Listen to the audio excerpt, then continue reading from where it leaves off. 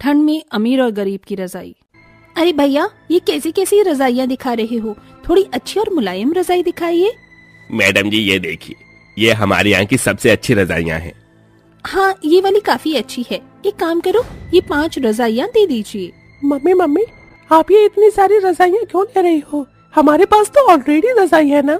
रोहन बेटा, ठंड का मौसम शुरू हो गया है, इसलिए मैं इतनी सारी रजाइयाँ ले रही हूँ, ताकि जब एक रजाई को ओढ़कर हम लोग बोर हो जाएं, तो हम न्यू रजाई ओढ़ लें। निमी की बात सुन निमी के घर में काम कर रही नौकरानी शालू सोचती है, ये अमीर लोगों की भी जिंदगी कितनी अच्छी होती है। इनके पास इतनी सारी रजाई होती हैं और एक हम गरीब हैं जो फटी पुरानी इकलौती रजाई में न जाने कितनी सर्दियों का मौसम गुजार लेते हैं। शालू मन ही मन अपनी गरीबी के बारे में सोचती है और सारे काम खत्म कर अपने घर जाती है, जहाँ वो देखती है कि उसके दोनों बच्चे ठंड में कपकपाते हुए रो रहे हैं। क्या हुआ बच्चों, तुम रो क्यों रहे हो? माँ, अपनी धूप में फटी हुई रजाई रखी थी ना, आपके जाने के बाद अचानक बारिश हो गई और सारी की सारी रजाई भीग के खराब हो गई। अब हम लोग क्या ओढ़ेंगे? हे भगवान, ये तो सारी अत्याचार हम गरीबों पर ही क्यों करती हो? ठंड में ये फटी हुई रजाई ही हमारा इकलौता सहारा थी। अब मेरे बच्चों का क्या होगा? इनके पास तो गर्म कपड़े भी नहीं है। शालू, भगवान को कोसने से क्या होगा? इन सब का कारण तो मैं हूँ। अगर मैं ठीक होता तो आज तुम्हें और बच्चों को इतना दुख दर्द नहीं देखना पड़ता। शालू का पति अमर का आधा शरीर पैरालाइज होता है, जिसके चलते वो कुछ काम नहीं कर सकता था, जिसकी वजह से शालू को ही नौकरानी का काम करके अपने घर का गुजारा चलाना पड़ता था। बच्चों, तुम यहीं बैठो, मैं कहीं न कहीं से कुछ इंतजाम करती हूँ। इतना कहकर शालू बाहर मंडी की तरफ निकल जाती है, जहाँ वो देखती है कि काफी सारे सब्जी वाले बैठे हैं, जिनके पास बहुत सारे बोरे रखे हुए हैं। भाई साहब, ये सब्जी का बोरा कितने रुपए का है? अरे यह तो हमारे किसी भी काम का नहीं है। अगर आपको इसकी जरूरत है तो आप इसे ले सकती हैं। शालू सब्जी वाले से बोरे ले आती है और उन्हें आपस में सिलकर उनकी एक चादर बना देती है और अपने बच्चों और पति को उड़ा देती है। माँ, ये तो बहुत चुभ रहा है। हाँ बच्चों, लेकिन अब इस सर्दी से बचने का यही हमारे पास इकलौता सहारा है। ऐसे ही दिन गुजरते हैं और दिन गुजरने के साथ साथ ठंडी का मौसम भी बढ़ता रहता है। अरे ओ महारानी, अभी तक तेरे कपड़े धुले क्या? मालकिन, पानी बहुत ज्यादा ठंडा है। ठंडे पानी में काम करने की वजह से मेरे हाथ पूरी तरह सूज गए हैं। क्या मैं थोड़ा गर्म पानी कर लूं? ओहो, अब इस नौकरानी को कपड़े धोने के लिए गर्म पानी चाहिए। गीजर का जो बिल आएगा उसे कौन भरेगा? तेरा बाप। चुपचाप से ठंडे पानी में कपड़े धो। अगर ज्यादा चपर चपर की ना तो इस महीने की तनख्वाह तुझे अगले महीने दूंगी। अपनी मालकिन की बात सुन शालू डर जाती है और बेचारी शालू को अपने सूजे हुए हाथों के साथ ही ठंडे पानी में काम करना पड़ता है। जिसके बाद शालू जैसे ही अपने घर पहुंचती है तो देखती है कि उसके पति अमर की हालत बहुत ज्यादा खराब है। हे भगवान, अब मैं क्या करूं? इनका बदन तो बिल्कुल आग की तरह तप रहा है। इन्हें मैं अकेले छोड़कर कैसे जाऊंगी? और अगर काम पर नहीं गई तो मालकिन मेरी 2 दिन की तनख्वाह काट लेंगी।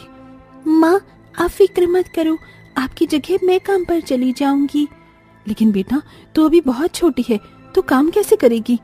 कोई बात नहीं माँ, मैं सब कर लूंगी। आपको देख देख कर मैं सब सीख गई हूँ।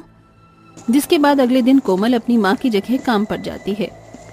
एक इन नौकरों के बहाने खत्म नहीं होते हैं। तुझे पता है ना घर के क्या क्या काम होते हैं? अगर कोई भी चीज टूटी फूटी तो मुझसे बुरा कोई नहीं होगा। आप फिक्र मत करिए, माँ ने मुझे सब कुछ बता दिया है, आपका कुछ भी नुकसान नहीं होगा। इतना कहकर 6 साल की कोमल घर के सारी काम करने लगती है। तभी कोमल देखती है, प्रिया, ये वाली रजाई कितनी ज्यादा गर्म है ना। अब से मैं यही रजाई ओढ़ूंगा। इस रजाई में ये मूंगफली, गजक और लड्डू खाने में कितना ज्यादा मजा आ रहा है ना। हाँ भैया, और आपको पता है इस बार मम्मी मुझे क्रिसमस पर नए कपड़े भी दिलवाएंगी। अपनी उम्र के रोहन और प्रिया को देखकर कोमल का भी मन गजक, मूंगफली और लड्डू खाने का मन करता है और वो रोहन प्रिया के पास जाती है। सुनो, मुझे भी मूंगफली और लड्डू खाने को दो ना, मैंने सुबह से कुछ भी नहीं खाया है। छी, तुम कितनी गंदी हो, दूर जाओ। और तुम्हारी हिम्मत कैसी हुई हमारी रजाई को छूने की? क्या हुआ रोहन बेटा?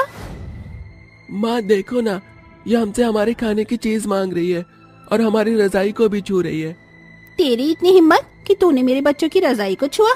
चल भाग यहाँ से, आई बड़ी मेरे बच्चों का खाने वाली। निमी और उसके बच्चों की बात सुनकर कोमल रोती हुई वहाँ से चली जाती है और घर आकर सारी बातें अपनी माँ को बताती है। माँ मुझे भी नए कपड़े चाहिए और रजाई भी, ये बोरा बहुत चुभता है। बच्चों मैं तुम्हारी हालत समझ सकती हूँ बच्चों, लेकिन तुम्हारी माँ के पास इतने पैसे नहीं है कि वो तुम्हें क्रिसमस पर नए कपड़े दिला सके। अपनी माँ को माफ कर देना मेरे बच्चों। इतना कहकर शालू अपने दोनों बच्चों को गले से लगा लेती है। बढ़ती ठंड की वजह से निम्मी और उसके बच्चों की तबीयत बहुत ज्यादा ही खराब हो जाती है, जिसके चलते वो सभी लोग बिस्तर पर पड़ जाते हैं। अच्छू अच्छू। मालकिन आप सभी लोग तो बहुत बीमार पड़ गए हैं। हमारे गांव में जब भी कोई बीमार पड़ता था तो हम उसे काढ़ा बनाकर पिलाते थे। मैं आप लोगों के लिए वो काढ़ा बनाकर लाती हूँ, उसे पीकर आप लोग जल्द से जल्द ठीक हो जाओगे। डॉक्टर की दी हुई महंगी दवाइयाँ से तो हम ठीक नहीं हुए और तुझ गवार गरीब की दिए हुए काढ़े से हम लोग ठीक हो जाएंगे। मालकिन एक बार आप काढ़ा पीकर तो देखिए, देखना आप लोग 2 दिनों के अंदर ही बिल्कुल ठीक हो जाओगे। शालू देसी तरीके से काढ़ा बनाती है और अपनी मालकिन और उसके बच्चों को पिलाती है, और जब तक वो सब ठीक नहीं हो जाते उनकी दिन रात सेवा करती है। मैंने शालू के साथ कितना गलत बर्ताव किया, लेकिन इसके बावजूद भी आज वो मेरा और मेरे बच्चों का कितना ख्याल रख रही है।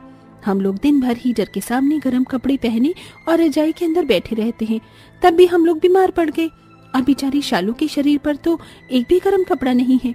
मुझे तो अपने किए पर पछतावा हो रहा है। वैसे ये शालू गई कहाँ? आज तो उसकी सैलरी देनी थी और आज ही जल्दी घर चली गई। कल क्रिसमस है, एक काम करती हूँ, शालू और उसके बच्चों के लिए कुछ सामान ले लेती हूँ और उसकी सैलरी देने उसके घर चली जाती हूँ। वो और उसका परिवार वाले खुश हो जाएंगे।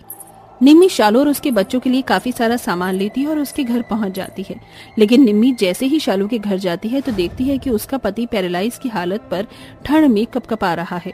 शालू के दोनों बच्चे बोरा ओढ़े एक कोने में बैठे हैं और बेचारी शालू खांसते हुए चूल्हे पर खाना बना रही है। शालू, मालकिन आप यहाँ क्या कर रही हैं? तुम्हारे परिवार वालों की ऐसी हालत है, तुम्हारा पति ठंड में कांप रहा है, तुम्हारे बच्चों ने बोरे ओढ़ रखे हैं, तुम इतनी ठंड में गरीबी में कैसे रह रही हो? ये तो हम गरीबों की किस्मत में लिखा है। खैर छोड़िए, आप यहाँ बैठिए, मैं आपके लिए चाय बना कर लाती हूँ। शालू, मैं तुम्हारे और तुम्हारे बच्चों के लिए ये गर्म कपड़े और ये रजाई लेकर आई हूँ। कल क्रिसमस है ना, तो मैंने सोचा इससे अच्छा तोहफा क्या ही होगा। और ये लो तुम्हारी तनख्वाह। शालू, मैंने तुम्हारे साथ आज तक जैसा भी बर्ताव किया उसके लिए मुझे माफ कर देना। मुझे अपनी गलती का एहसास हो गया है। आप मुझसे माफी मत मांगिए। आप कहाँ और मैं कहाँ, आपने हम गरीबों के लिए इतनी दरियादिली रखी, यही हम गरीबों के लिए काफी है। आपके एहसान को मैं कभी नहीं भूल पाऊंगी। शालू की बात सुन निम्मी शालू को गले से लगा लेती है, जिसके बाद निम्मी शालू की सैलरी और बढ़ा देती है, जिससे शालू की फाइनेंशियल कंडीशन ठीक होने लगती है। वहीं अब शालू और उसका परिवार सर्दी के मौसम में गर्म कपड़े पहनता है और अच्छी रजाई ओढ़ते हैं। गरीब दर्जी सास ने सिला 5 बहू का कंबल। हट यहाँ से, मैं यहाँ बैठूंगी। नहीं, यहाँ मैं बैठूंगी। तू कब से चूल्हे के पास बैठी हुई है, अब मेरी बारी है। ओहो, महारानी सुबह से आराम कर रही हैं और ठंडे पानी में काम मैं कर रही हूँ, फिर भी चूल्हे के पास इन्हें बैठना है। तो मैं इंसान नहीं हूँ क्या? मुझे ठंड नहीं लगती? अपनी दोनों बहू अंकिता और वैशाली की लड़ने की आवाज सुन करुणा देवी और उसकी बाकी की तीनों बहुएं वहाँ आ जाती हैं। क्या हुआ तुम दोनों को, क्यों लड़ रही हो? माँ जी देखिए ना, सुबह से ठंडे पानी में काम मैं कर रही हूँ और चूल्हे के पास इसे बैठकर हाथ पैर सेकने हैं। माँ जी, आप तो जानते हो ना कि मुझसे ठंड बर्दाश्त नहीं होती, तो चूल्हे की सबसे ज्यादा जरूरत किसे है, इसे या मुझे? ठंड शुरू ही नहीं कि तुम दोनों का लड़ना शुरू हो गया। इस चूल्हे के पास कोई भी नहीं बैठेगा। जाकर अपने अपने काम करो, वरना तुम सबको अक्ल ठिकाने लगा दूंगी। अपनी सास की बात सुन बहुएं चुपचाप से वहां से चली जाती हैं और अपने अपने कामों में लग जाती हैं। दिसंबर का महीना शुरू हो चुका था और इसी के साथ शुरू हो चुकी थी कड़ाके की सर्दी। चारों तरफ सर्दी का माहौल और ठंडी ठंडी हवाएं होती हैं। करुणा देवी अपनी 5 बहू के साथ एक छोटे से घर में रहती है। करुणा देवी दर्जी का काम करती थी, जो लोगों के थोड़े बहुत कपड़े सिलकर अपने घर का खर्च चलाती थी। वहीं करुणा देवी के 5 बेटे अक्सर काम के सिलसिले में बाहर रहा करते थे। अच्छा हुआ आप मुझे घर पर ही मिल गई। सुबह से 2 चक्कर लगा चुकी हूँ आपके घर के, लेकिन आप हो कि हमेशा गायब रहती हो। अरे नहीं मुन्नी बेटा, वो सविता बहन जी के कुछ कपड़े सिले थे तो वही देने के लिए गई थी। तू बता, तेरा आना कैसे हुआ यहाँ? काकी ये देखिए ना, कल दोनों बच्चों ने खेल खेल में कंबल को बीच में से फाड़ दिया था। आप इसे जल्दी से सीकर दे दीजिए, वरना दोनों बिना कंबल के घर में उधम मचा देंगे। ठीक है, मैं अभी थोड़ी देर में कंबल सिलकर तेरे घर भिजवा देती हूँ। करुणा देवी अपनी छोटी सी सिलाई मशीन पर उसे फटे हुए कंबल को सिल ही रही होती है कि तभी उसे फिर से अपनी बहुओं की लड़ने की आवाज आती है, जिसे वो सुन भागी भागी अपनी बहुओं के पास जाती है और देखती है कि शॉल तो मैं ही ओढ़ूंगी। ऐसे किसी शॉल को ओढ़ने की बारी अब मेरी है। नहीं, इसे ओढ़ने की बारी मेरी है। मैं तुम सबकी जेठानी हूँ, ये शॉल तो मुझे ही मिलनी चाहिए। जेठानी हुई तो क्या हुआ, इसका मतलब ये थोड़ी ना कि सभी चीजों पर हक तुम्हारा होगा। ला, ये शॉल मुझे दे।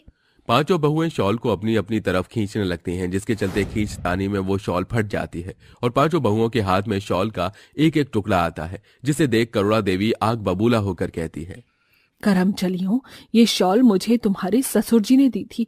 मेरे पास उनकी आखिरी निशानी रह गई थी, लेकिन तुम पांचों ने इस शॉल को फाड़ दिया। माँ जी, आप देखिए ना, बाहर कितनी तगड़ी सर्दी है, चारों तरफ ओस ही ओस है। ऐसे में हम पांचों बिना शॉल कंबल के कैसे रहेंगे।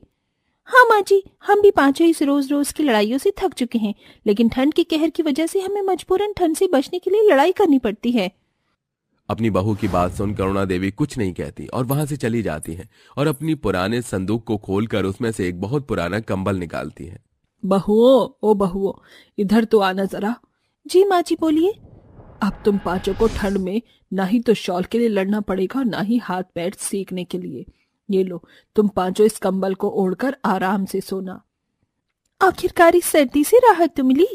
दिन से रात होती है और पांचों बहुएं कंबल ओढ़कर सो जाती हैं, लेकिन कंबल की जगह जगह से फटने की वजह से हवा कंबल से आसानी से अंदर बाहर हो रही थी, जिसके चलते इस कंबल में से तो आसानी से हवा अंदर बाहर हो रही है। मेरे पैर तो बर्फ की तरह ठंडे हो रहे हैं। अरे वैशाली, थोड़ी कंबल दो ना इधर। पूरी कंबल तो तुमने अपनी तरफ ही कर ली है। अरे मैंने नहीं, संकिता ने सारी कंबल अपनी तरफ ले रखी है, देखो जरा। अरे मैं तो बिल्कुल बिना कंबल की सो रही हूँ। रात में भी तुम लोगों को चैन नहीं है, इतनी मुश्किल से नींद लगी थी। क्या हुआ तुम लोगों को? देखिए ना माँ जी, इन लोगों ने सारी की सारी कंबल ले ली है। एक तो कंबल फटी हुई है, ऊपर से ढंग से ओढ़ने को भी नहीं मिल रही है।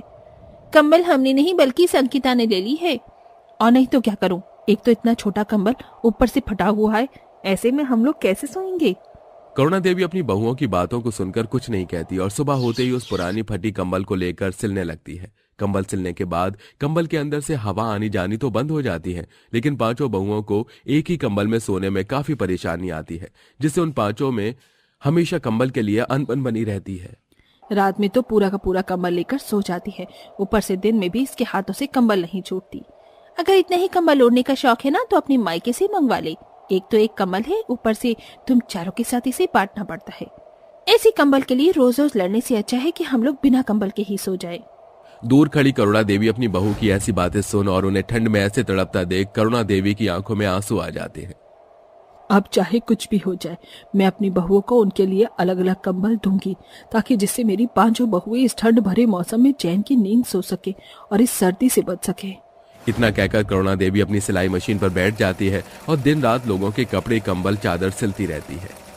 माँ जी, आप सुबह से सिलाई कर रही हैं, देखिए 4 बज चुके हैं और आपने अभी तक कुछ खाया भी नहीं है।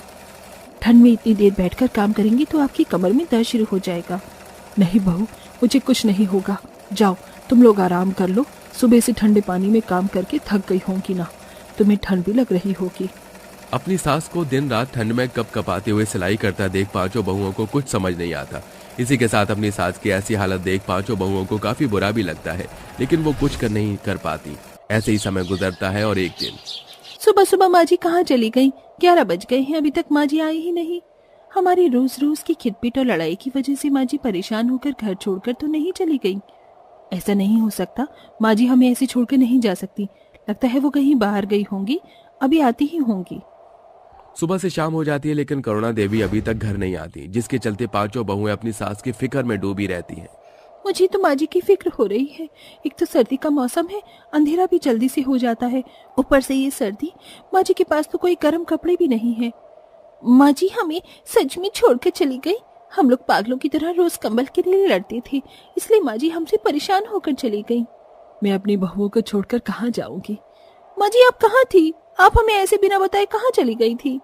मैं तुम पांचों के लिए कुछ लाने के लिए गई थी। ये देखो। इसमें क्या है माँ जी?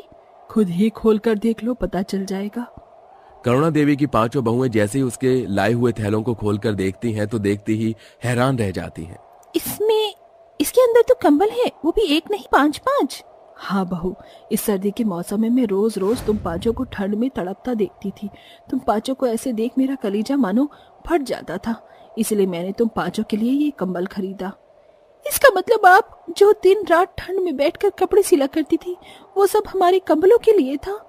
माँ जी हमें माफ कर दीजिए, हम लोगों की वजह से आपको ठंड में दिन रात मेहनत करनी पड़ी। हमें माफ कर दीजिए, हम तो भूल ही गए थे कि आपको भी हमारी तरह सर्दी लगती होगी। इस सब के बावजूद भी आपने हम सबके लिए मेहनत की। अपनी पांचों बहुओं की आंखों में आंसू देख करुणा देवी कहती है, ऐसे रो मत, ये सब मैंने तुम्हारे लिए ही तो किया है। अब देखो, अब तुम सबको बिल्कुल भी ठंड नहीं लगेगी और तुम सब आराम से सर्दी के मौसम में रहोगे। पांचों बहुएं अपनी सास के गले लग जाती हैं, जिसके बाद अब पांचों बहुएं अपनी अपनी कंबल में आराम से सर्दी के मौसम में सोती हैं और पांचों बहुओं के बीच का मनमुटाव भी खत्म हो जाता है।